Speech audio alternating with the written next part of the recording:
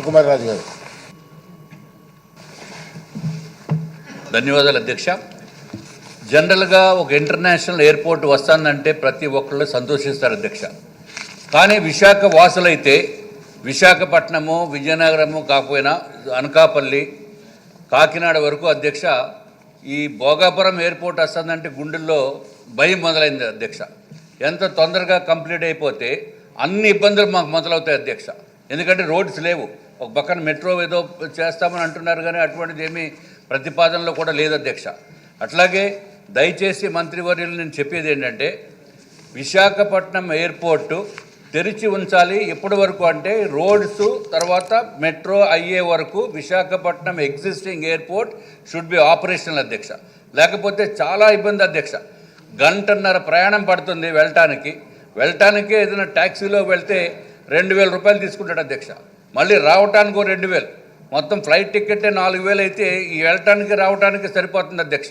కాబట్టి పెద్ద ఎత్తున ఉద్యమం చెయ్యాలి, దీనిపైన ఉంచాలి అని చెప్పి నన్ను కోరటం జరిగింది అధ్యక్ష. కానీ నేను ఎమ్మెల్యేగా ఉన్నాను కాబట్టి నేను చేయకూడదు, కూటమి ప్రభుత్వంలో ఉన్నాం కాబట్టి నేనేమి చేయటం లేదు అధ్యక్ష. ఎందుకంటే అధ్యక్ష విశాఖపట్నం ఉమ్మడిగా ఉన్నాం అందరం, అది ఉద్యమా చేయడానికి వీల్లేదు. అందుకే నేను దయచేసి మంత్రివర్యుల్ని కోరేది ఏంటంటే మెట్రో తర్వాత రోడ్స్ కంప్లీట్ అయ్యే వరకు భోగాపురం ఎయిర్పోర్టు మీరు స్టార్ట్ చేస్తే చేసుకోండి, ఇంటర్నేషనల్ ఫ్లైట్లకి స్టార్ట్ చేసుకోండి. అంతేగాని డొమెస్టిక్ ఫ్లైట్లకి మాత్రం స్టార్ట్ చేస్తే ఆ డిఫరెన్స్ ఆఫ్ డబ్బులు కూడా మంత్రివర్యులు ఇవ్వాలి అధ్యక్ష. ఇంకొక విషయం అధ్యక్ష, తప్పనిసరిగా మెట్రో అంటే ఎల్ఎన్టీ అంటే మెట్రో గుర్తుకొస్తుంది అధ్యక్ష. అటువంటి ప్రపంచ ప్రఖ్యాత సంస్థలతోటి చేయిస్తేనే అది త్వరితగతిన పూర్తవుతుందని చెప్పి తమరి ద్వారా మంత్రివర్యులకి విన్నవించుకుంటున్నాం అధ్యక్ష. అధ్యక్ష, ఏదైతే ట్రాఫిక్ కంజెక్షన్ కోసంగా క్వశ్చన్ చేశారో దానికి ఒకటి మెట్రో రైలు ఒకటి ప్రపోజ్ చేశాం అధ్యక్ష. అది కూడా గాజువాక నుంచి భోగాపురం వరకు పోయా మద్దెలపాలెం అండ్ మధురవాడ, ఇది మొత్తం 34.6 కిలోమీటర్లు అధ్యక్ష. ఇది ప్రాజెక్ట్ యాక్చువల్గా సెంట్రల్కి పంపించింది అధ్యక్ష. అది ప్రాసెస్లో ఉంది. ఖచ్చితంగా త్వరలో దాన్ని శాంక్షన్ చేయించుకొని దాన్ని టేకప్ చేయడం జరుగుతుంది అధ్యక్ష. ఆ ప్రాజెక్ట్ వస్తే కొంతవరకు అయితే ఈ ప్రాజెక్ట్ పూర్తి కావడానికి కనీసం 4 years పడుతుంది అధ్యక్ష. ఎక్కడైనా దేశంలో మెట్రో టేకప్ చేస్తే మినిమం 4 years పడుతుంది అధ్యక్ష. అయితే అదే కాకుండా ఆ యొక్క AH45 రోడ్, వాళ్ళు అడిగింది AH45 రోడ్డు, దాని మీద ట్రాఫిక్ కంజెక్షన్ తగ్గించడానికి మొత్తం ఒక 15 రోడ్లు ఇంటర్నల్గా ప్లాన్ చేశాను అధ్యక్ష. అది కూడా 1.5 yearలో పూర్తి అయ్యేటట్టుగా యాక్చువల్గా నేను అధికారులకు ఆదేశం ఇచ్చాను. దాని మీద వాళ్ళు వర్క్ చేస్తున్నారు. ఇందులో పర్టికులర్గా ఏదైతే AH45 నుంచి NH16కి, NH16 అనేది ప్రస్తుతం నేషనల్ హైవే, AH47 అనేది వరల్డ్ హైవే. ఎక్కువ ట్రాఫిక్ వచ్చి AH45 మీద ఉంటుంది.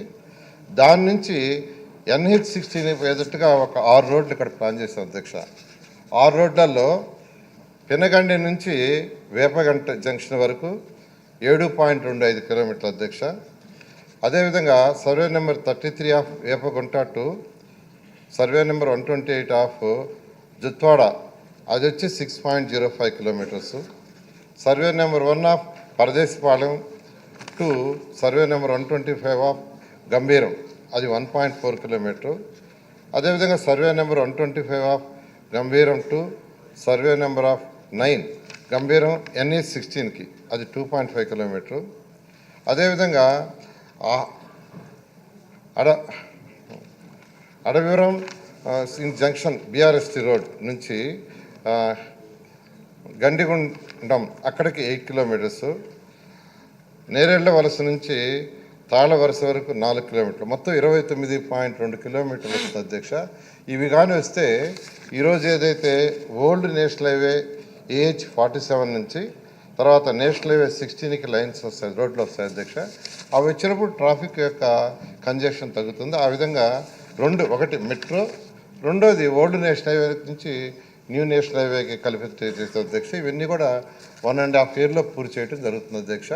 మెట్రో మాత్రం 4 yearsలో అయ్యేటట్టుగా దాని మీద రిగరస్గా వర్క్ చేస్తున్నాం అధ్యక్ష. డిస్కస్ చేస్తాము.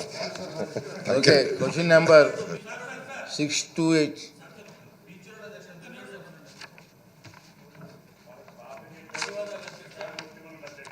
శ్రీనివాస్ గారు, మినిస్ గారితో మీరు మాట్లాడవచ్చు కదా. సార్ ధన్యవాదాలు అధ్యక్ష. ప్లీజ్ టైం చూసుకో. ఒక్క నిమిషం. మధురవాడ పోతినిమల్లైపాలెం జంక్షన్ నుంచి తాటిచెట్లపాలెం వరకు, తర్వాత గాజువాక నుంచి లంకెలపాలెం వరకు 2 నేషనల్ హైవే శాంక్షన్ అయినాయి అని చెప్పి ముఖ్యమంత్రి గారు కలెక్టర్ ఆఫీస్లో మీటింగ్ పెట్టినప్పుడు 2 ఫ్లైఓవర్లు కట్టాలని చెప్పి చెప్పడం జరిగింది. అప్పుడు కొడతల రామకృష్ణ గారు కూడా అనకాపల్లి వరకు ఇవ్వమని కూడా అడగడం జరిగింది అధ్యక్ష. ఆ రోజు కలెక్టర్ ఆఫీసులో జరిగిన మీటింగ్ ఏంటంటే అధ్యక్ష, ముఖ్యమంత్రి గారి సమక్షంలో ఇది డబల్ డెక్కర్ విధానంలో చేయాలని ఆ రోజు అనటం జరిగింది. 26 జూన్కి భోగాపురం ఎయిర్పోర్ట్ పూర్తవుద్ది అంటున్నారు.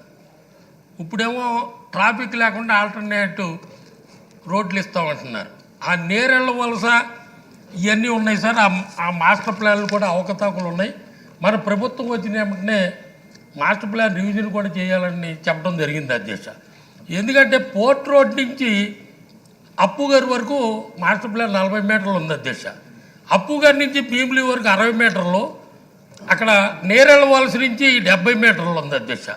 అలాగే భోగాపురం ఎయిర్పోర్ట్ నుంచి పాత మాస్టర్ ప్లాన్ మొన్న గత ప్రభుత్వం ఇచ్చింది 75 మీటర్లు ఉంది. నాకు తెలిసి భారతదేశంలో 25 కిలోమీటర్ల లోపల 4 రకాల డైమెన్షన్స్ ఉన్నాయి. నాకు తెలిసి ఇదే అధ్యక్ష మాస్టర్ ప్లాన్. ఈ అవకతవకలు ఉన్నాయి. ఆ నేరెళ్ళ వలసలో మాజీ రాజ్యసభ సభ్యులు ఒక 100 ఎకరాలు భూ కబ్జా చేయడం వల్ల అక్కడ 220 అడుగులు రోడ్డు నిర్మాణం చేయడం ప్లాన్లో పెడతాం జరిగింది అధ్యక్ష. ఇవన్నీ కూడా సరిచేసి సమగ్రంగా మంత్రి గారు దృష్టి పెట్టి ఎంత తొందరగా వీలైతే అంత ట్రాఫిక్ ఇబ్బంది లేకుండా చూడవలసిన బాధ్యత మంత్రి గారి మీద ఉందని మీ ద్వారా నేను తెలియజేసుకుంటున్నాను అధ్యక్ష. ప్లాన్ కరెక్షన్స్కి యాక్చువల్గా టెండర్లు పిలిచాం అధ్యక్ష. సింగిల్ టెండర్ వచ్చింది. మళ్ళా టెండర్ పిలవమన్నాను అధ్యక్ష. ఒకసారి రేపు అంటే ఈ మధ్య మన కోడ్ ఉండటం వల్ల పిలవలేదు. అయిపోగానే పిలిచి టేకప్ చేస్తాం. నారాయణ గారు, మేము కూడా అక్కడే చూసుకున్నాను. చూసి ఏంటంటే ఒక్కరోజు విశాఖపట్నంలో మీరు అధికారులంతా మీటింగ్ పెట్టి ఆ కన్సర్న్ ఎమ్మెల్యేలు అందరిని పిలిపించి ఒకసారి కూర్చుంటే ఒక ఫైనలైజ్ చేయడం అవుతుంది. ఖచ్చితంగా అధ్యక్ష. అందరూ సంబంధించిన ఎమ్మెల్యేలు అందరినీ ఒకసారి మీటింగ్ పెడితే ఒక రోజు నెక్స్ట్ వీకే పెడతాను అధ్యక్ష. అదేమ్మా అందరూ ఓకే అండి.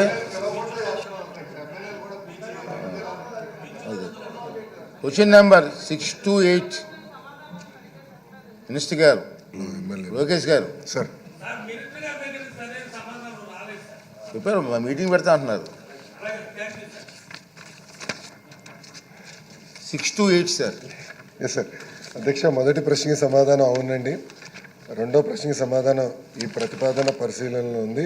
త్వరలో ఒక నిర్ణయం తీసుకోవడం జరుగుతుంది. కిషన్ కుమార్ రెడ్డి గారు. నమస్కారం అధ్యక్షుల వారికి. లోకేష్ గారు అప్పుడు పాదయాత్ర అప్పుడు కలికిరికి రావటం జరిగింది, పీలేరుకి రావటం జరిగింది. కిరణ్ కుమార్ రెడ్డి గారు ముఖ్యమంత్రి ఉండేటప్పుడు 650 కోట్లతో జేఎన్టీయూ ఇంజనీరింగ్ కాలేజ్ కలికిలో కట్టడం జరిగింది. తర్వాత గవర్నమెంట్ మారినా కూడా చంద్రబాబు గారు ముఖ్యమంత్రి 2014 అయినాక కూడా జగన్మోహన్ లాగా అనుకోని ఉంటే ఆ కాలేజ్ కంప్లీట్ అయ్యిండదు. ముఖ్యంగా అప్పుడు చంద్రబాబు నాయుడు గారు, అప్పుడు పివి రమేష్ గారు, అజయ్ కల్లం గారు ఫైనాన్స్ డిపార్ట్మెంట్లో ఉండి నేను మాట్లాడితే చంద్రబాబు గారికి చెప్పి చాలా మటుకు బిల్డింగ్స్ అయిపోయినాయి, షెల్ అంతా అయిపోయింది, ఇంక మనం కంప్లీట్ చేయకపోతే ఏ విధంగా అయితే అమరావతిని జగన్మోహన్ రెడ్డి 5 ఏళ్ళు చేశాడో ఆ విధంగా అయిపోయింది కలికిరి ఇంజనీరింగ్ కాలేజ్ కూడా. చంద్రబాబు గారు పాజిటివ్గా మేము ఆ పార్టీలో లేకపోయినా, మాకు సంబంధం లేకపోయినా తెలుగుదేశం పార్టీ ఆ రోజు కంప్లీట్ చేయటం జరిగింది. నేను ఎందుకు చెప్తున్నానంటే సొంత జిల్లాలో మంచి అభివృద్ధి కార్యక్రమం జరిగేటప్పుడు చంద్రబాబు పాజిటివ్గా ఉన్నారు కాబట్టి ఆ రోజు కాలేజ్ కంప్లీట్ కావటం జరిగింది. దగ్గర 650 కోట్లతో 11,43,000 స్క్వేర్ ఫీట్ ఉంది ఆ కాలేజీ. దగ్గర 1,06,255 స్క్వేర్ మీటర్స్లో ఆ బిల్డింగ్స్ అన్నీ కట్టడం జరిగింది. అంతా ఇన్ఫ్రాస్ట్రక్చర్ అంతా ఉంది. ఇప్పుడు మేము అనంతపూర్కు ఉన్నాం యూనివర్సిటీ. అనంతపూరు, కర్నూలు, కడప, చిత్తూరు, నెల్లూరు కలిపి అనంతపూర్ జేఎన్టీయూకి ఉన్నాం. కాకినాడ యూనివర్సిటీని డివైడ్ చేసి విజయనగరం, విశాఖపట్నం, శ్రీకాకుళం కూడా చేయటం జరిగింది ఈ మధ్యకాలంలో. మా రిక్వెస్ట్ మినిస్టర్ గారికి, ఇంత ఇన్ఫ్రాస్ట్రక్చర్ ఉంది, హైవే నెంబర్ 71 పైన ఉంది, 5 బ్రాంచెస్ ఉన్నాయి అక్కడ. మా రిక్వెస్ట్, ఇప్పుడు చిన్న జిల్లాలు అయిపోయినాక మాకు యూనివర్సిటీ కూడా లేదు. రేపు ఫ్యూచర్లో మదనపల్లి జిల్లా కూడా అవుతుంది మాకు, అప్పుడు మాకు యూనివర్సిటీ లేదు.